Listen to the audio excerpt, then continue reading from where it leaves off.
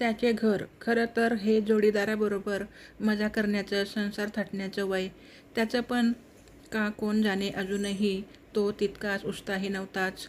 सगळ्या मित्रांना आपापले बसवताना पाहून तो अस्वस्थ व्हायचा, पण त्यांच्या प्रथेप्रमाणे घर बांधून मग जोडीदार शोधण्याचा उत्साह त्याच्यात अजूनही आला नव्हता.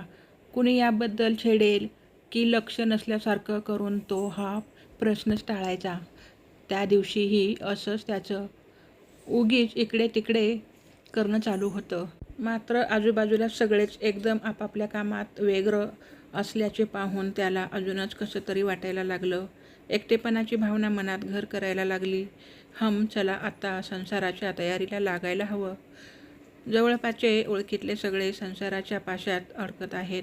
वय आहे तोवर आपणही विचार करायला हवाच, तो स्वतःशीच पुटपुटत बोलत होता.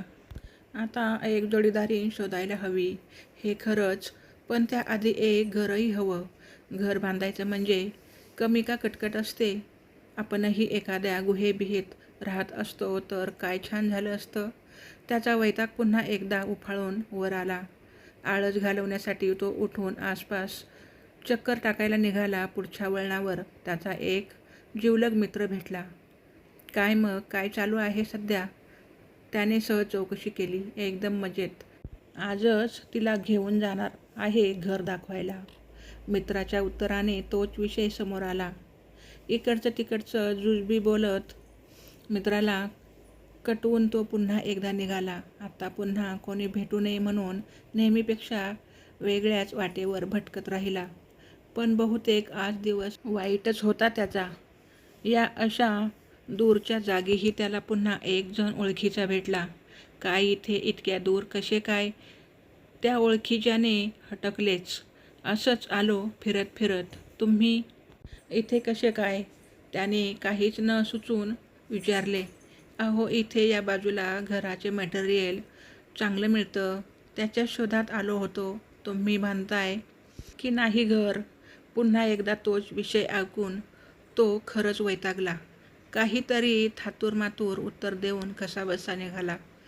आत्ता त्याच्याने पुढे जावे ना.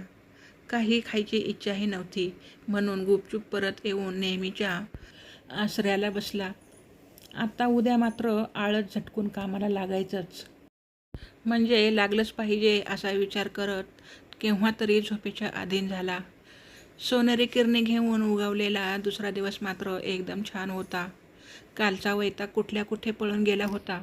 सकाळीच सगळं आवरून तो उत्साहाने घरासाठीच्या जागेच्या शोधात निघाला. आपल्या भावी जोडीदारणीला आवडेल अशी जागा त्याला शोधायची होती. दोघांच्या संसाराला सोयीची हवीच, पण पुढे बाळालाही सोयीची हवी. आपल्या या विचाराने त्यालाच हसू आले. अजून नाही जोडीदारणीचा पत्ता आणि आपण कुठल्या कुठे पोचलो. बराच वेळ शोधाशोध केल्यावर एक चांगली जागा नजरेत भरली. त्याच्या आजचा दिवस एकदम भारीच आहे. आज जागा शोधायला सुरुवात केली काय आणि ही जागा आवडली काय, सगळंच कसं जुळून येतंय. आत्ता 2-4 दिवसात या जागेचं ठरवूनच टाकलं पाहिजे, नाहीतर हातची जायची असा विचार करतच तो जागेच्या आसपास भटकून आला. आसपासचा परिसर पाहिल्याशिवाय जागा कशी आहे ते कळणारच नाही हे त्याला नक्की माहीत होतं. पुढे 2-4 दिवस धावपळीत गेले, पण जागा मात्र याच्या नावे झालीच. आत्ता आळसाला थारा नाही. लवकरात लवकर घर बांधायला हवं आपल्याला. गावात काही मजूर वगैरे मिळत नाहीत. आपल्यालाच बांधायला हवंय सगळं असा विचार करत त्याने घराची आरेखणी करायला घेतली. आपण इतके भराभर काम आटोपू शकतोय याबद्दल त्यालाच खूप आश्चर्य वाटत होते. घर बांधणे वाटते तितके कठीण नाहीये आणि उपजतच असलेल्या कौशल्याने काम फारच लवकर होते हे पाहून तो स्वतःवरच खुश होता. चांगल्या प्रतीच्या बांधकाम साहित्यासाठी वेगवेगळ्या ठिकाणी जाऊन शोधणे, ते सामान घेऊन येणे हे सगळे खरे तर फार वेळखाऊ होते. पण कुठल्याशा अनामिका उत्साहाने त्याने हे काम लवकरात लवकर पूर्ण करण्याचा चंग बांधला होता. अर्ध्यावर बांधकाम होत आले होते. त्या दिवशी बाहेरून पाहणी करताना अचानक त्याला ती दिसली. तिची नजरही खरे तर त्याच्यावरच होती.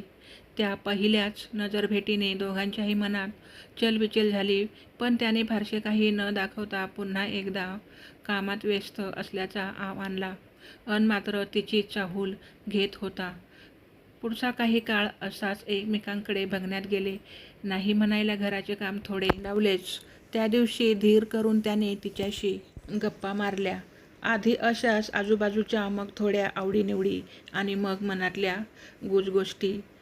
त्या गप्पा सरत्या सरू नयेत असे त्याला वाटत असले तरी प्रत्यक्षात तसे होत नाही, हेही खरेच. पुन्हा लवकरच भेटण्याच्या आणाभाका घेऊन दोघे आपापल्या रस्त्याने निघून गेले. आत्ता मात्र घराकडे थोडं लक्ष द्यायला हवं. तिला आवडेल असं घर सजवायलाही हवं, हे त्याला प्रकर्षाने वाटून गेलं. बाहेरचा भाग होतोच आहे बांधून, पण थोडं आतूनही सजवूयात आणि तिला दाखवूयात, असा ती विचार करत दुसऱ्या दिवशी सकाळीच लवकर उठून तो आतल्या सजावटीच्या तयारीला लागला. पुढच्या 1-2 दिवसात त्याने आतल्या भिंती छान सारवून गुळगुळीत केल्या. त्यांच्या प्रथेप्रमाणे पानाफुलांनी नक्षी करून सजवल्या. उद्या भेटल्यावर तिला घर बघायचे आमंत्रण देण्याचे मनाशी ठरवून तो स्वप्नांच्या गावात निघून गेला. दुसऱ्या दिवशीची भेट पुन्हा नेहमीच सारखी नवीन आणि नव्याने ओढ लावणारी ठरली. हलकेच तिचा हात हातात घेत त्याने तिला घरी येण्याबद्दल विचारलं. लाजत लाजत तिनेही होकार दिला आणि तो आनंदाच्या झुल्यावर झुलायला लागला. त्या दिवशी ठरल्याप्रमाणे तो तिला घेऊन घरापाशी आला. अजून थोडं बांधकाम बाकी होतं, पण तरी स्वतः बांधलेलं घर तिला दाखवण्याचे त्याला भारीच अप्रूप होतं. घरात येताच तिच्यासाठी सजवलेली भिंत पाहून ती अगदी हरकून गेली. घरातच त्याने तिला आपली जोडीदार बघण्याविषयी विचारले आणि तिच्या होकाराने सगळे घर आनंदाने भरून गेले. घराचे उरलेले बांधकाम मात्र दोघांनी जोडीने केले. आतल्या सजावटीबद्दल तिच्या खास सूचना होत्या. तिने तिला हवे तसे अगदी सजवून घेतले. तिच्या सहवासाने आणि मदतीने त्याच्या उत्साहाला पारावर नव्हता. कधी एकदा घर पूर्ण होतंय आणि आपण एकत्र राहायला जातोय असे त्याला होऊन गेले. आणि शेवटी एकदा तो दिवस उजाडला. एका सोनेरी संध्याकाळच्या गोरज मुहूर्तावर मावळत्या सूर्याच्या साक्षीने त्यांनी गृहप्रवेश केला.